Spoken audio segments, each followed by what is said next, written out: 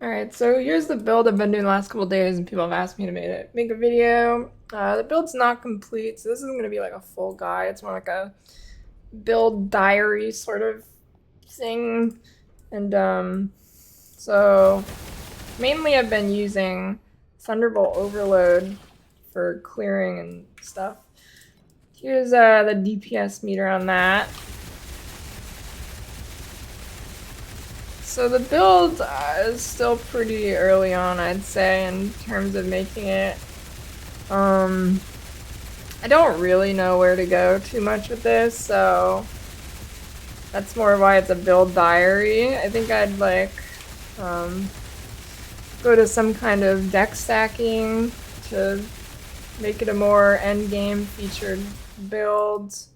But this does pretty good up to time mark 6. It'd need a little bit more gear to do time mark 7.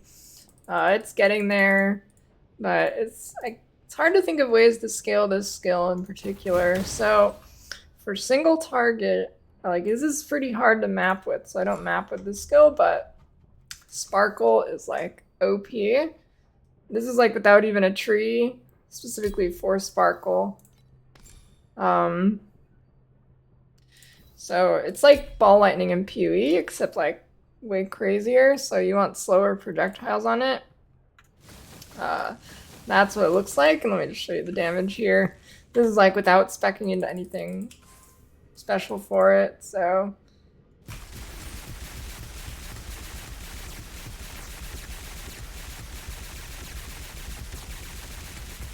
like way more damage on this than the other skills, so... yeah, there we go, that's what buffs popped. So... this character is the Battle Pass character, Sia, or the Oracle, or whatever. So she's largely, burst oriented. I'm not a huge fan of it. I think if you go the free hero, Yuga, or Yoga, or whatever he's called, this guy, I'm pretty sure that's a better, yeah. See, this guy's doing Sparkle.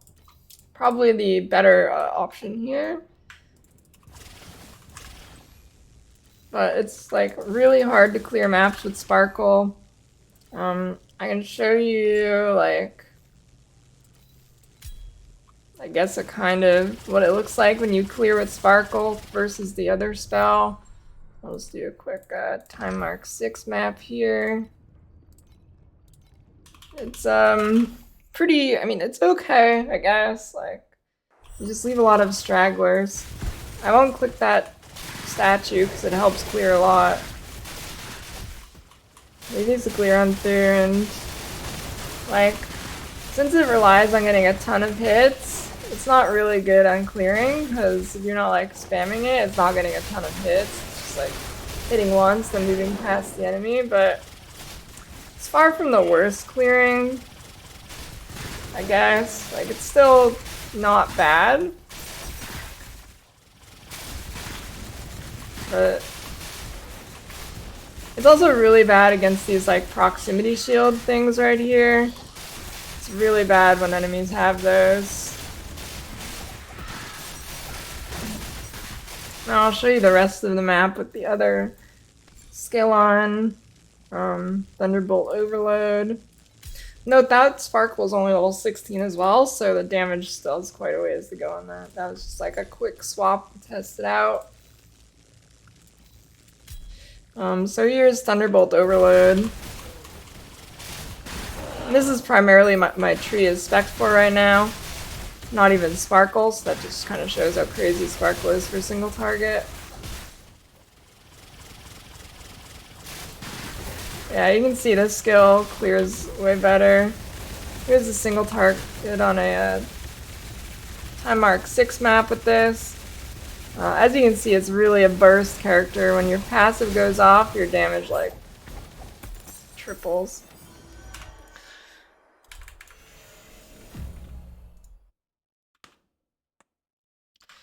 So I'll go over my passive tree, which is not far from optimal. I'll make sure to go over or not forget one this time, like in the last video.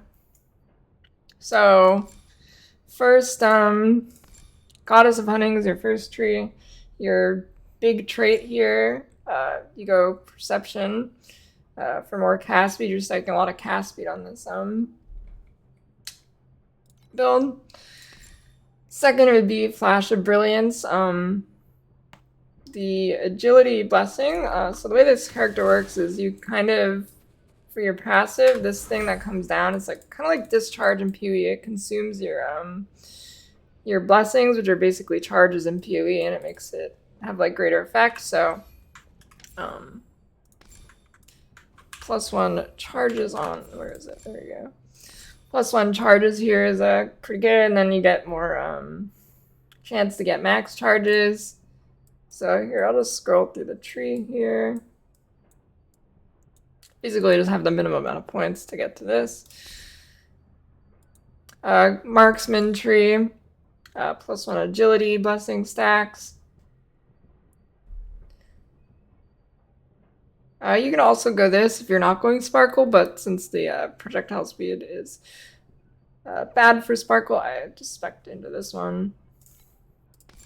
Second one, the +2 prod doesn't actually work with this skill.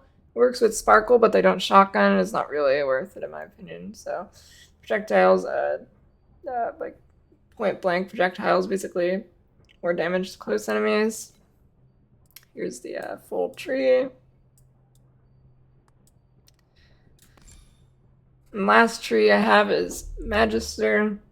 Here's the first one, +1 focus blessing stacks. You get additional spell damage per focus blessing. If you're gonna go like you could do this build like energy shield, and you go this one obviously. Or I mean, you go that one too. I haven't tried energy shield yet, so I'm not too sure. You'd probably go this though. And then this one, you go play safe. It's just 40% free damage. Our cooldown movement ability doesn't have any cooldown speed, so this isn't a huge deal. I mean, it does affect our one of our buffs a little bit, but I'd say it's worth it. Here's the full tree. And here's the hero traits. So you got that one for more damage per focus blessing. Each focus blessing. Then additional stacks of blessings. And then gives you more chance for double damage. And then here, it automatically uses your passive for you. Then you regain some blessing stacks, and then you get additional damage per stack of focus blessing gained recently. You can kind of get the gist of why we're trying to get more blessing charges. Here we got predicted sacrifice. So if it consumes the main or max stacks, you gain half them back, basically.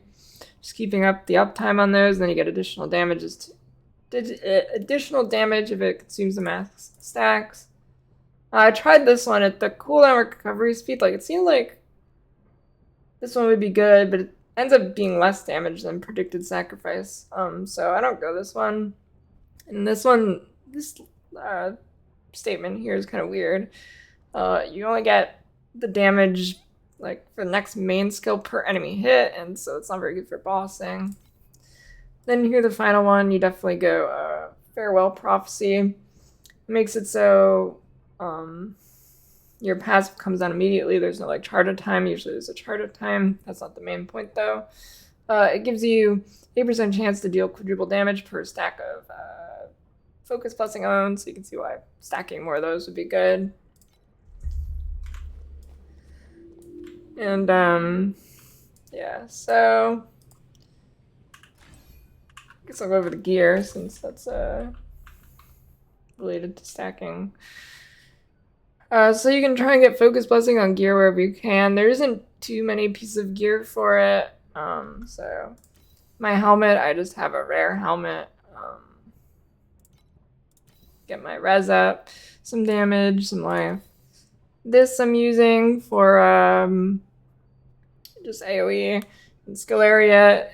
area is good for this skill. Thunderbolt Overload, not so much for Sparkle. But you want enough AoE on this so all of the balls hit your enemy, and you don't want any to like not hit, so that is effectively increasing your damage once you hit enough AoE for all of them to hit. Then Decree of Clear Sky, this is a really good amulet. It gives you +1 focus blessing stacks, and then you also get damage per stack of any blessing. So any blessing you have is giving you damage, so you're getting like, I don't know, I'm getting around 75% damage from this. If you get a better rolled one. The rolls are pretty big, you can go up to 3 and then 5 on that, so you can get up to 7 damage per stack of blessing, and you keep stacking them for a lot of damage. Gloves, I'm just using rare gloves right now with life res and some crit. I'm using Pale Mist's belt. It's not ideal, but I had it laying around, and it's still pretty good. You get skill area and then damage from scaling your skill area. Life and res. You'd probably want to look for an infinity with +1 focus blessing on it. That's probably pretty expensive though, but that's probably what you'd look for. Watcher's Trail. Oh, those are just rare boots. Life, damage, some res. There is a pair of boots which might be kind of interesting. You might want to take a look at. It's Will of Flight. You get damage per agility blessing, so you get some of those, and then critical strike rating per agility blessing. And, all blessings help the build, so those might be worth looking at. And you pretty much have 100% uptime on your blessing. Use a ring where I just have life, damage, and res, and some flat fire. Ideally, you would want a different one that's like skills with focus blessing or whatever. Adds lightning damage or something. For one of them, I don't know which one it is. I check. It's one of these, I think. You'd want additional lightning damage for a stack of agility blessing. Although the cold damage might still be better, maybe, since you're stacking more of focus blessing, but yeah. And then End of Confusion. I think ideally you'd be using 2 of these, and you can get more focus stacks and any blessing stacks actually. Then you can get Caspia focus blessing is active and some other good stuff. You'd stack 2 of these rings for more blessings. And then for my weapon, I'm using Shadow of Thunderlight's Eyes. It's a unique sacrificial blade. Gives +1 lightning level, cast speed, some area, some dex, and it gives 2% lightning piercing per cold piercing. So that's really good. It's going to be pretty hard to replace these. You'd need a really crazy crafted rare. And the great thing about these two is it lets you use Spiral Strike, so you still get a good movement skill that doesn't have a cooldown on it. And you're not stuck using like Teleport with a 1 or 2 second cooldown. Yeah.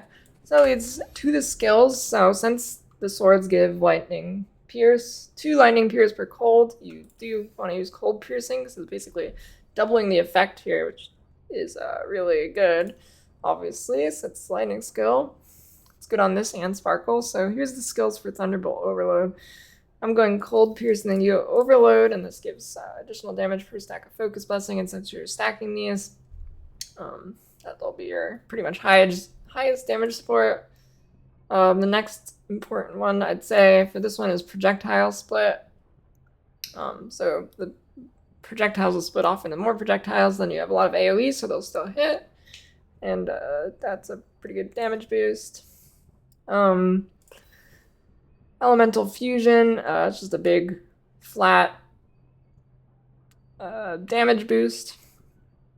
Shock in this game is pretty weird. I haven't really messed with it too much. Maybe it's worth looking into, but a lot of people have been saying it's in a weird state and you can't really scale it too much. But you do hit a lot of times with this build, and it's kind of like Impale and PoE.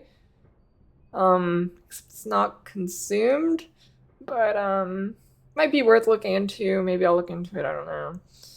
And yeah. And then added lightning damage. Flat damage in this game is really OP for a really long time for some reason. So it's the last one. So for if you're going to go Sparkle, here's what your tree would be, or your skills. You'd basically just keep all this stuff, and then you'd swap out for slower projectile. I don't know if it's worth getting even less projectile speed somewhere. I don't know if you can even do that, but that is something worth looking into. And if you want to map, you'd swap. If you want to map with Sparkle, you just swap out slower proj for greater multiple projectiles. Yeah.